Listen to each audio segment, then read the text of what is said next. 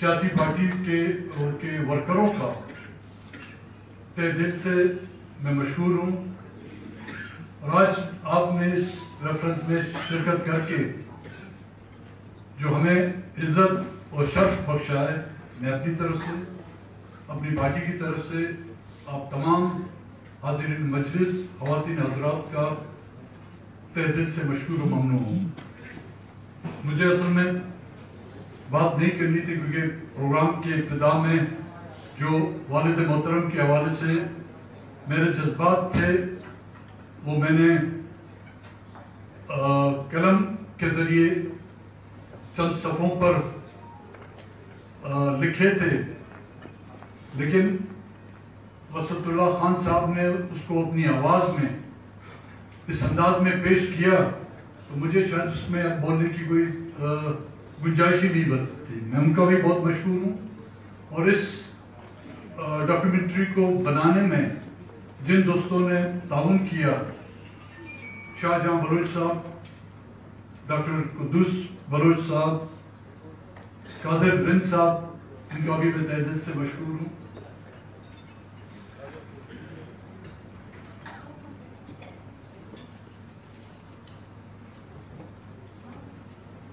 آج جس شخصیت کے ریفرنس کے حوالے سے ہم یہاں پر موجود ہیں، جس طرح کہ مجھ سے پہلے جنرل محمود شاہ صاحب نے، خان محمود خان صاحب نے، مولانا فضل الرحمان صاحب نے وہ تاریخی حقائق آپ لوگوں کے سامنے رکھے کہ کہاں سے ہمارے رشتے شروع ہوئے اور وہ سیاسی رشتے کہاں تک ہم پہنچے ہیں، کن مقاصد کے لیے وہ رشتے قائم کیے گئے تھے، اور آیا ان بزرگوں نے جن مقاصد کے لیے قید و بند کی صحبتیں کاٹی، اذیت گاؤں میں انہوں نے جو اذیتیں کاٹی، جلا وطنی کے دن گزارے، اس قوم اور اس علاقوں کے لیے، اس عوام کے لیے، کیا آج ہم ان کی قربانیوں کی، ان کی قید و بند کی، ان کی اذیتوں کے ایک لمحے کے لیے بھی کیا ہم لوگوں نے ان قربانیوں کو مد نظر رکھتے ہوئے ان کی جد و جہد کو آگے لے جانے کے لیے کوئی اقدام کیے ہیں؟ میں تو اپنی طرف سے تو یہ کہتا ہوں کہ شاید ان کی جد و جہد کے مقابلے میں ہم نے ابھی تک 1% بھی وہ جد و جہد نہیں کی ہوگی۔ انہوں نے زندگی کے اپنے بیشتر یا قیمتی ادوار جو ہے عیش و عیاشی کی بجائے جیل و قید میں گزارے۔ ہم وہ زمانے یاد رکھیں جو سیاست کرنا اس ملک میں جرم تھا، آج کل تو سیاست ایک فیشن بن گیا ہے۔ اس زمانے میں سیاست کا نام لینا جو ہے موت کو دعوت دینی تھی، آج تو سیاست کے لیے جو ہے نا آپ کے لیے خزانے کھل جاتے ہیں۔ ان ادواروں میں اور آج کے ادواروں میں دیکھیں تو زمین آسمان کا فرق ہے۔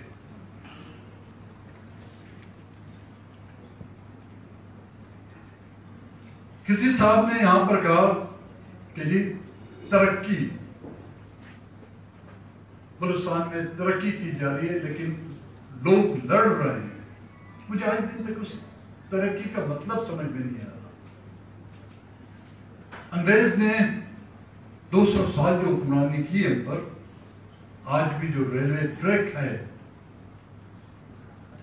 میں دوسرے صوبوں کی بات نہیں کروں گا لیکن بلوچستان کی بات کرنے میں حق پہ جانب ہوگا، وہ ریلوے ٹریک جو سندھ کے بارڈر سے شروع ہو کر تفتان تک جاتا ہے، اس میں برجز بھی ہیں، اس میں ٹریکس بھی ہیں، اس میں سنگلاخ پہاڑیں بھی ہیں، اس میں سرنگیں بھی ہیں، وہ انگریز کے زمانے کے بنائے ہوئے تھے۔ موجودہ 70 سالوں میں ہم ان کو مینٹین تک نہیں رکھ سکے. کراچی کے فریر ہال سے لے کر امپریس مارکیٹ کی بلڈنگیں اور کئی جو عمارتیں کھڑی کی گئی ہیں وہ 200 سال سے جو ہے وہ ابھی تک قائم ہیں. لیکن ہمارے فلائی اوور جو ہے نا، ایک گدی گاڑی کی وزن جو ہے وہ برداشت نہیں کر سکتے. ترقی کس کو کہتے ہیں؟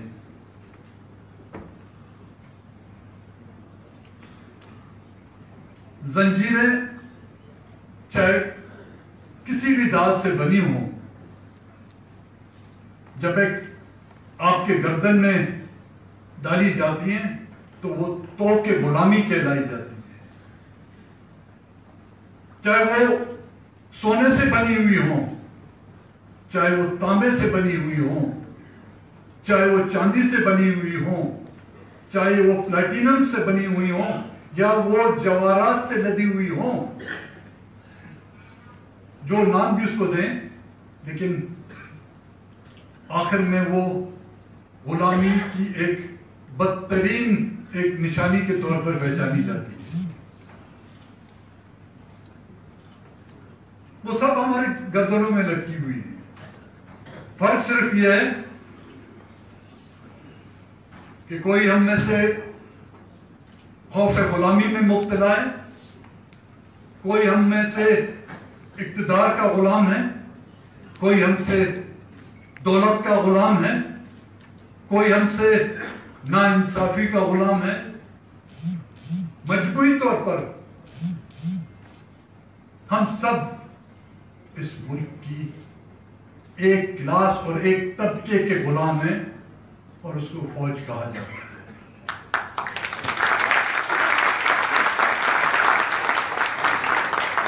کیا یہاں کا سیاستدان غلام نہیں؟ ہم بلوچستان کے لوگ صرف غلام نہیں بنے. کیا یہاں کی جوڈیشری غلام نہیں؟ کیا یہاں کی پارلیمنٹ غلام نہیں؟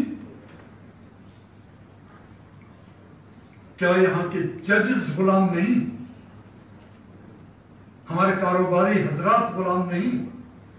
ہماری صحافت، ہمارا میڈیا کے غلام نہیں؟ کب سے یہ آزاد ہوئے؟ اور مجموعی ہماری پوری کی پوری عوام جو ہے یہاں کی غلام بنی ہوئی ہے. اور حقیقت دیکھا جائے، ہمیں اس غلامی کی زنجیروں سے اتنا پیار ہو گیا ہے کہ جتنا ہم اپنے لخت جگروں کو گلے سے نہیں لگاتے، لیکن اگر کسی نے ان توقع غلامی کو ہمارے گلے سے نکالنے کی کوشش کی تو ہم ان کا منہ نوچنا چاہتے ہیں.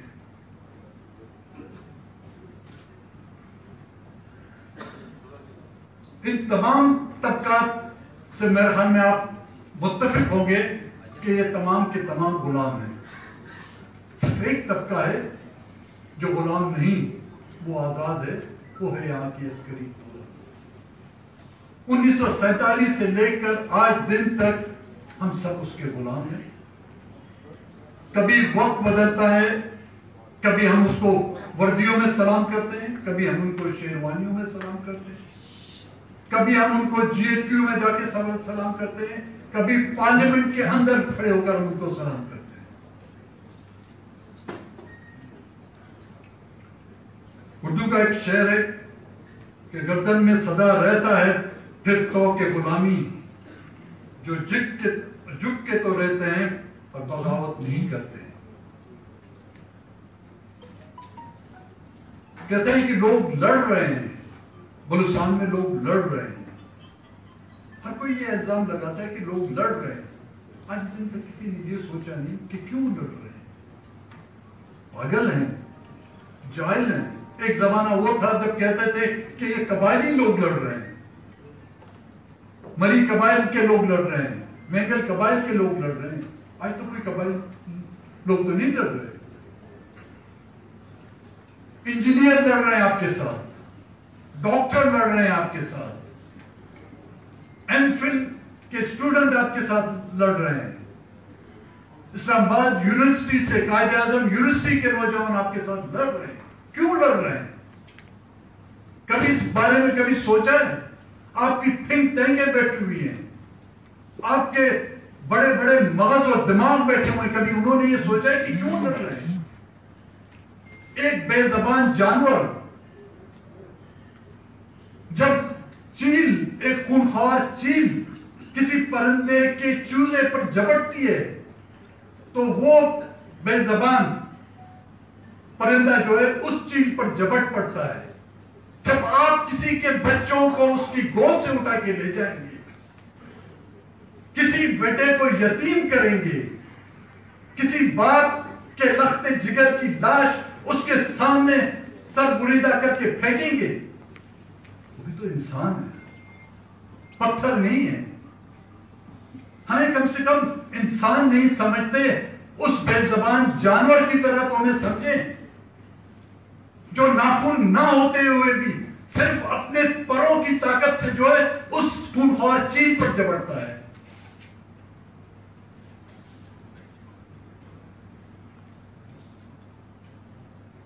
اور یہ نوبت آئی کیوں؟ اس لڑائی کی نوبت کیوں آئی؟ کیا یہی اکابرین نیشنل عوامی پارٹی کے پلیٹ فارم پر ملک گیر سیاست نہیں کر رہے تھے؟ نیب پر کس نے پابندی لگائی؟ کیا اس میں ہمارے اس ملک کے سیاستدان شامل نہیں تھے؟ کیا اس میں اس جوڈیشری کو بری ذمہ قرار دے سکتے ہیں جس نے تا حیات نیشنل عوامی پارٹی پر پابندی لگائی؟ کیا اس عسکری قوت کو بری ذمہ قرار دے سکتے ہیں جس نے نیشنل عوامی پارٹی کے اکابرین کو، اس کے پولیٹیکل ورکروں کو ہیلی کاپٹروں میں بٹھا کر بلوچستان کے سنداخ پہاڑوں پر دھکیل دیا؟ ان کو تو بری ذمہ قرار نہیں دے سکتے. عدلیہ کو تو بری ذمہ نہیں قرار دے سکتے.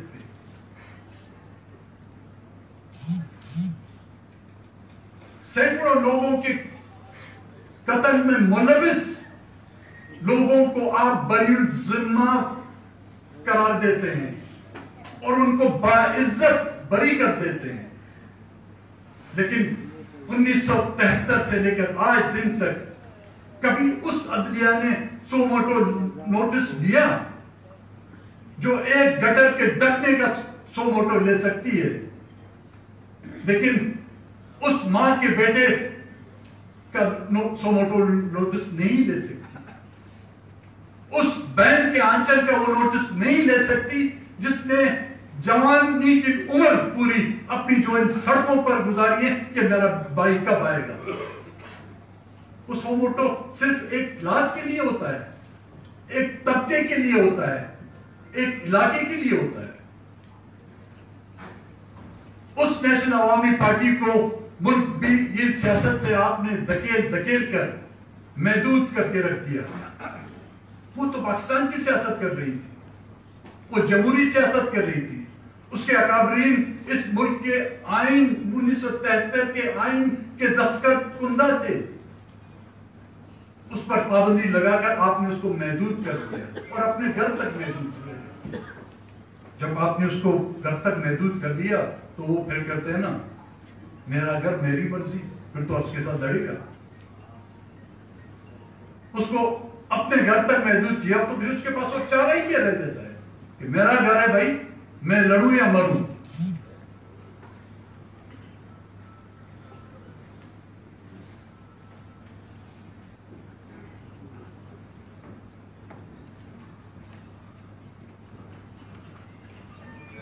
مایوسی ایک گناہ سمجھا جاتا ہے، لیکن ایک انسان کی فطرت ہے.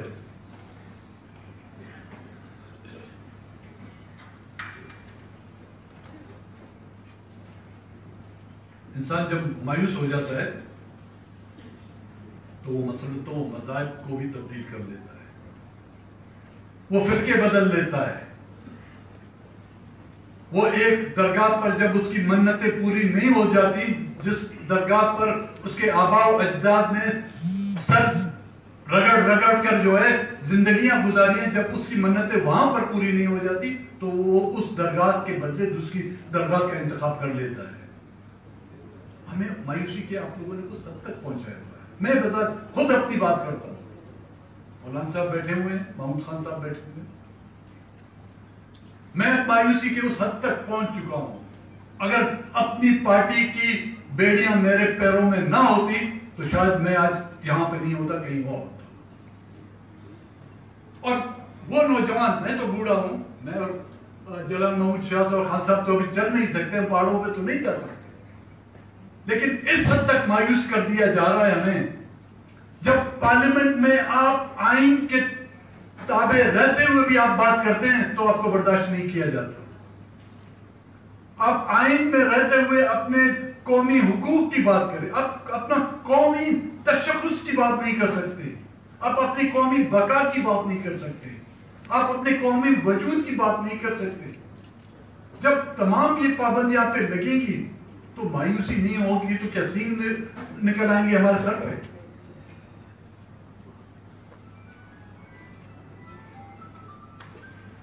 یہاں پر چارٹر آف ڈیموکریسی اور چارٹر آف اکانومی کی بات ہو رہی ہے، یہ سب بے معنی ہے۔ یہ تب تک بے معنی ہے جب تک یہاں پر charter of non interference raise نہیں کیا جاتا۔ ہر ادارے کو اپنے دائرے میں رہ کر کام کرنا ہوگا، پارلیمنٹ کو اپنے دائرے میں، جوڈیشری کو اپنے دائرے میں، عسکری قوت کو اپنے دائرے میں رہ کر کام کرنا ہوگا، تب جا کے یہ ملک چلے گا۔ ہم صرف آج اس نہج پر جو ملک پہنچا ہوا ہے اس کا ذمہ دار نہ یہاں کا بلوچ ہے، نہ یہاں کا پشتون ہے، نہ یہاں کا سندھی ہے۔ کہتے ہیں کہ جی مظلوم پنجابی، میں بالکل مانتا ہوں پنجابی بھی مظلوم ہے، لیکن ہم جو ہیں مظلوم بھی ہیں، محروم بھی ہیں۔ ہم اپنے وسائل سے محروم ہیں، ہم اپنی زبان سے محروم ہیں، ہم اپنی آئیڈینٹی سے محروم ہیں، ہم اپنے قومی وجود سے محروم ہیں۔ جب تک کہ مجھے ان باتوں کی شیورٹی یا گارنٹی نہیں دی جاتی کہ نہ اس ملک میں میرا وجود خطرے میں ہوگا، جب تک کہ مجھے اس بات کی ایشورنس نہیں دی جاتی کہ میری زبان ہوگی، میں اپنی زبان میں اپنے علاقوں میں جس انداز میں بھی بات کر سکوں کوئی مجھے ٹوکنے والا نہیں ہوگا۔ آج کوئٹہ میں بھی رہتے ہوئے مجھے اپنی زبان کے بجائے مجھے دوسری زبان بولنی پڑتی ہے۔ سندھ میں رہتے ہوئے آپ لوگوں کو سندھی کے بجائے کوئی اور زبان بولنی ہوتی ہے۔ جب تک کہ مجھے اپنی آئیڈینٹی کیا، میری شناخت، میرے لیے سب سے اہم اور اعلیٰ مقام جو ہے خداوند تعالیٰ، اس کا نام، اس کی کتاب اور اس کے پیغمبر کا ہے۔ اور اس کے بعد اس زمین پر مجھے بیچنے والا، یہ زمین مجھے کسی نے تحفے میں نہیں دی، وہ زمین مجھے خداوند تعالیٰ نے دی ہے۔ اور اس کے بعد میرے لیے اگر ہے تو میری قومی شناخت ہے، میرا نام ہے، میری جنسیت ہے۔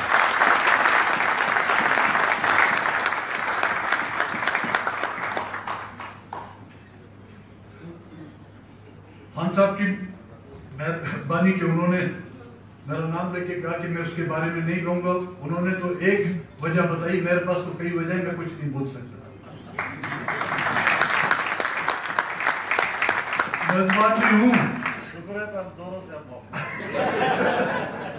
میزبان بھی ہوں، اور انہوں نے والد محترم کے ساتھ سیاست کے دن گزارے ہیں، اب تو میں کچھ بھی نہیں کہہ سکتا۔